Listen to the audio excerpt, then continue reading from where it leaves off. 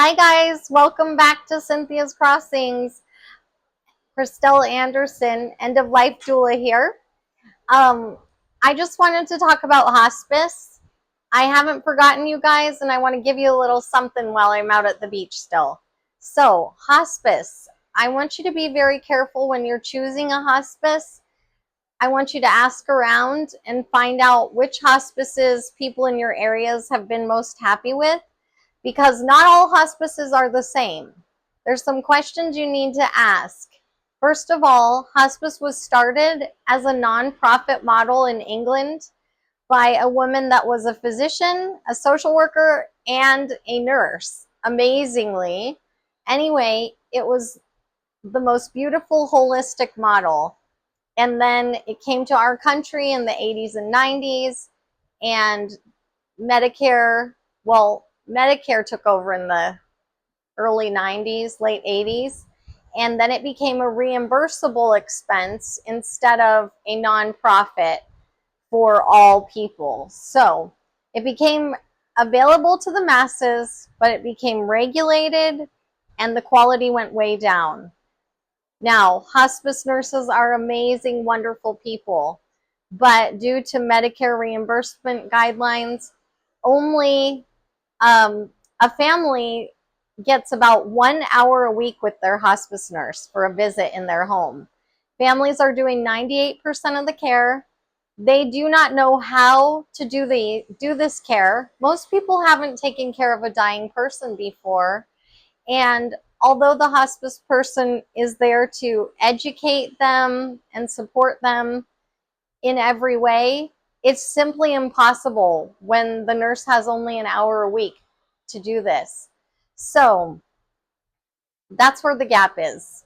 But I want to tell you that when you're choosing a hospice, you can choose, some of them are nonprofit and some of them are for profit.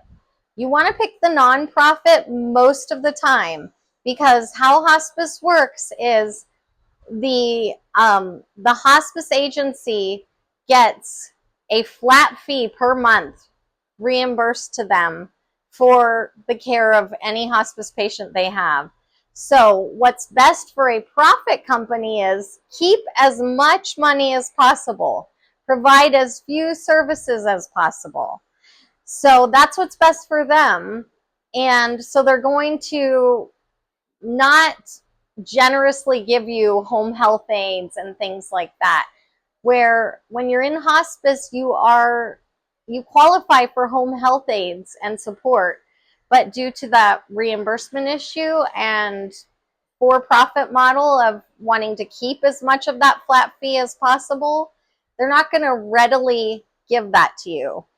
Also, the staffing may not allow for that because most places are understaffed.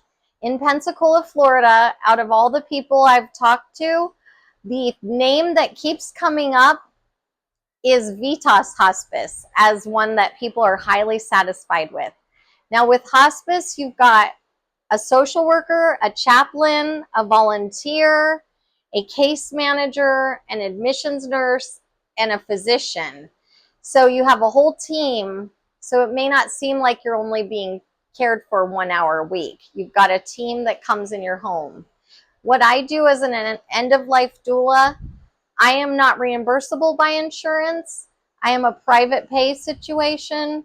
And so I do not have any time limits or guidelines. It's as much as a family needs. And I go in and bridge that gap that hospice can't do with education, emotional support, funeral planning, Swedish death cleaning, and a number of other things I can do. So the model that hospice was created to do is beautiful, but they can't do it now because of reimbursement. So what an end-of-life doula does is all the non-medical stuff, and the hospice nurse does the medical part. And we use holistic interventions and tailor them specifically to the client and the family, where the hospice nurse, it's kind of a one-size-fits-all regulated system of what they can give, the care they can give. So look into nonprofit hospice. Also, ask your hospice, interview them, ask them how often the nurse comes. Ask them, what is the response time if you call with an emergency? How long does it usually take to get a nurse in?